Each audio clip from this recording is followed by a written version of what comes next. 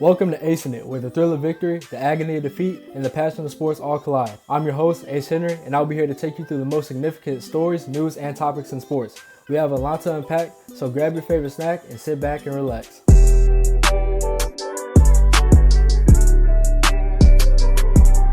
Welcome back to the fourth episode of Acing It. There's a lot I want to discuss in sports, but before I dive into this episode, I just want to update you guys on when to expect new episodes.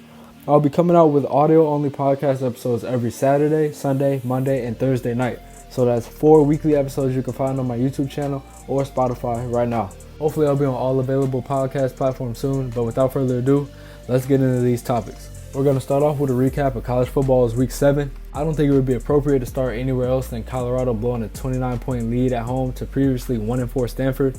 If you missed the game or haven't been on social media since Saturday night, Deion and co had a 29-0 lead at halftime and came out in the second half and laid an egg. They allowed Stanford to march all the way back and ultimately gave them the win in double overtime, and by all means, this was their worst loss of the season, even worse than the one to Oregon.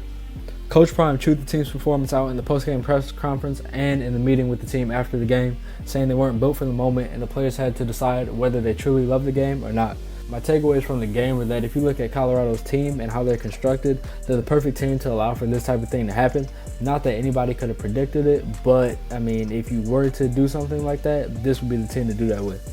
They have a worse than mediocre defense and no symbol of a run game, which means that when they get big leads like Saturday night, they can't chew the clock like you should or you would want to be able to when you have a big lead.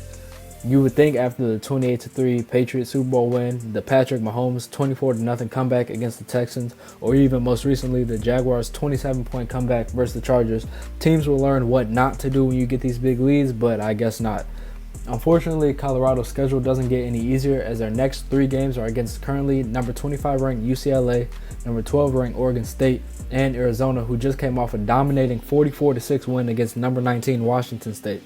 So, it looks like after getting off to a shocking 3-0 start, I'm not even sure Colorado will make a bowl this year. There was a little shakeup in the top seeds as number 7 Washington was able to sneak away with a 36-33 victory at home against number 8 Oregon. The game looked as if it were bound for overtime as the Ducks lined up for a field goal with time running out, and just as you guessed, Oregon's kicker barely missed right as time expired, leaving Washington undefeated and Colorado fans happy. Let me know if you got that joke.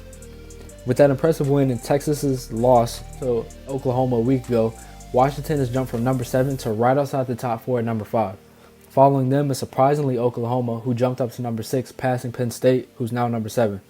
These seem like the last teams in the top 10 to have a chance of making the playoffs, as the rest are Texas, Oregon, and North Carolina. Maybe the most shocking outcome of Saturday's games was Notre Dame's routing of USC. Notre Dame made Caleb Williams and that USC offense look very average, if that, especially in the first half.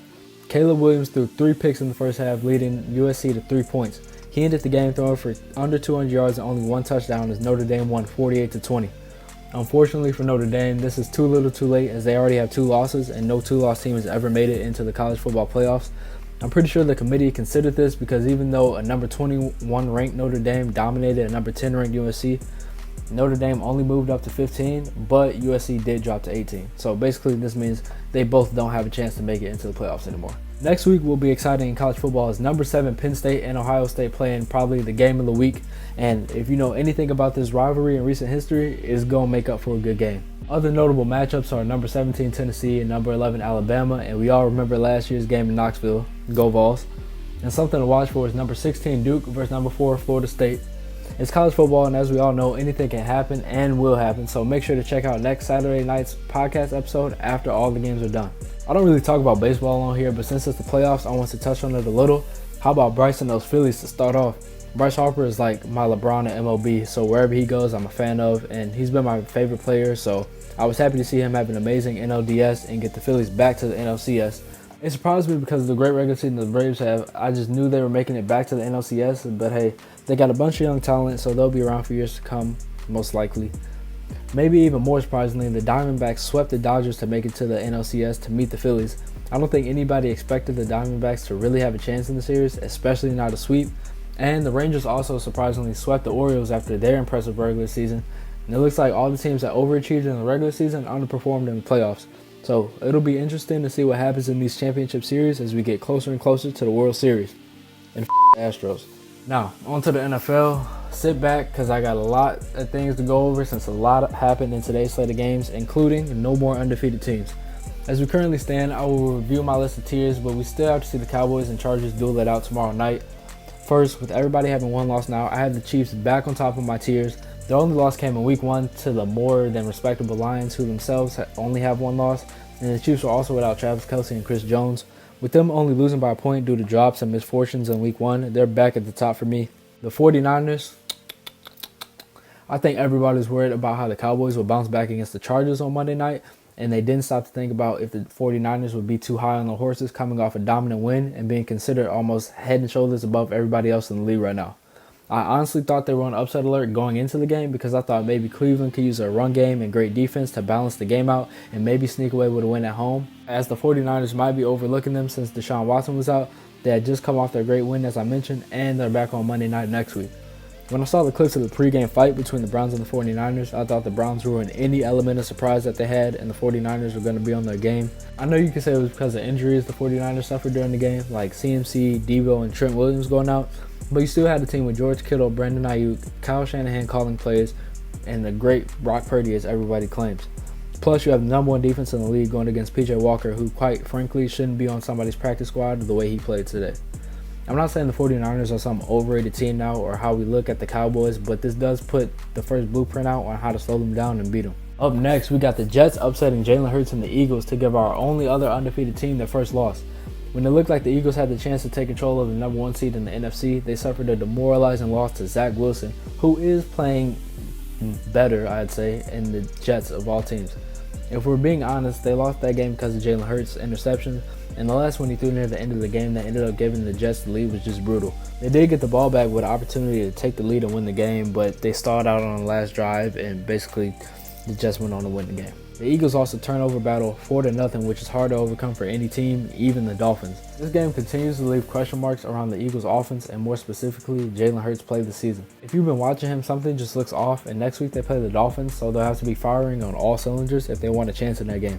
I promise you, no matter how much you run the ball or you think your defense is excellent, which is not, that back end is weak, you're not beating the Dolphins scoring under 20 points. I just finished watching the roller coaster game with the Bills and Giants, and this was a very ugly win for the Bills, which they arguably didn't deserve. I thought they got outplayed for most of that game, and if we're being honest, the last play of that game was a hold or pass interference by Taron Johnson, which should have given the Giants another crack at it with no time left.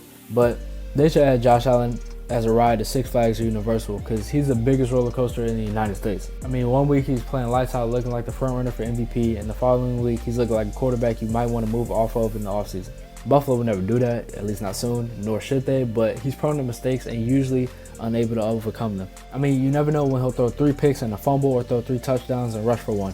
And with these injuries on defense, that offense will have to step up his game if it wants to stay alive in the AFC in the long run, even in its own division.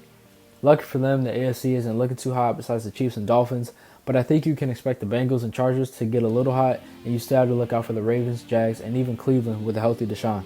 Finally, to wrap up this podcast episode, I want to end it with my opinions on the Chiefs this year. If you didn't know, I'm not only the most objective Chiefs fan, LeBron fan, and Tennessee Volunteer fan in America, but I'm the most objective sports puncher in all the media. So here's my take on what's been going on with the Chiefs, what needs to happen, and what to expect. First, Patrick Mahomes is trying too hard because he has to, which is why he's gotten off to a rough start this year. It's very similar to the beginning he had in 2019, where the Chiefs got off to that 3-4 start where he was throwing a lot of interceptions, some going off receivers / Tyreek's hands, and some were just bad throws, and the offense looked very out of whack. One of the differences now is that the defense is the top 10 defense in the league, so it's making up for this rough start from the offense. And in 2019, Patrick wasn't taking any short throws, he was trying to make everything a big play. The only options he has this year are short throws because he doesn't have a number 1 or even really a number 2 wide receiver, and they can't spread the field. Luckily, they have a decent running game, but if you know Andy Reid, that's not their style of play. I wanted to try to give these receivers a chance, but after week 1, I said it was apparent that they needed a true number 1 receiver, maybe even 1 and 1A or like a 1 and 2. And I'm not saying give him back Tyreek and get Justin Jefferson, but somebody he can depend on, similar to Kelce. Switch Patrick and Tua and see what they would do in each other's positions, or even Patrick and Joe Burrow, or Patrick and Josh Allen. Almost every team in the league has at least one number 1 receiver to help their quarterback besides maybe the Texans and Giants. And please don't nitpick me about what teams do or don't have number one receivers. I just threw out two there off the top of my head. What the Chiefs should do is potentially look at trades before the deadline. Maybe Marquise Brown out of Arizona for like a second and a first round pick. With the news of the Broncos potentially looking to clean house, I wouldn't mind seeing the Chiefs make a move for Jerry Jeudy and or Cortland Sutton. And another thing that I've recently heard is that McCole Hardman could be on his way back to Kansas City. And he's still not a number one receiver, but Andy Reid does know how to use him, and he would be an added deep threat that could potentially open up the offense a little more. So it'll be interesting to see if the Chiefs decide to make an in-season move or just ride this out until the wheels fall off. But the way they've been playing it, unless Patrick makes a relatively big gripe or complaint in the front office, I don't think they'll make any moves, simply because they did have the chance to land DeAndre Hopkins, a solidified number one receiver at the beginning of this year. So thank you for tuning into this episode of Acing It. Be sure to like, comment, follow, or subscribe. And if you could share this with anybody who thinks it would be interesting, I would appreciate it. Episode 5 will be out tomorrow, as I'll be recapping Monday Night Football and more, so make sure you check that out then. Episode 5 will be out tomorrow, as I'll be recapping Monday Night Football and more, so make sure you check that out. Until then, I love you guys, and I'll see you when I see you.